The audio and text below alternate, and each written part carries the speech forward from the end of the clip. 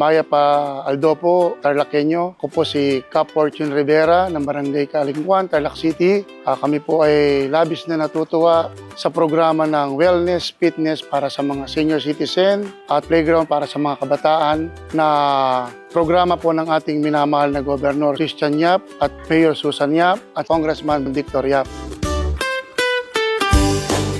Ang magandang dulot po nitong fitness na ito, kakapag-exercise po yung mga senior natin, mga nanay, tatay, lolo't lola. Pangalawa, sa mga kabataan po, nabawasan na po yung paglalaro nila ng cellphone sa bahay. Ang wellness fitness po nito ay joint program po namin na request ng bagong presidente ng senior citizen na si ex-kapitana Tinang Tess Ibarra.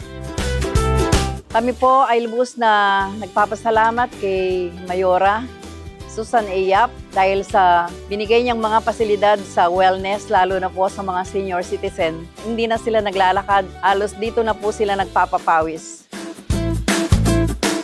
Sa mga kabarangay namin dito sa Barangay Kalingkuan, ito po ay open po lahat ito sa atin dahil ang bawat po programa natin dito, wala po tayong pinipilit, open po sa lahat. Kayatin po natin yung mga kapitbahay natin na dito po tayo mag-exercise at yung mga anak at apo natin, dito po natin sila paglaruin.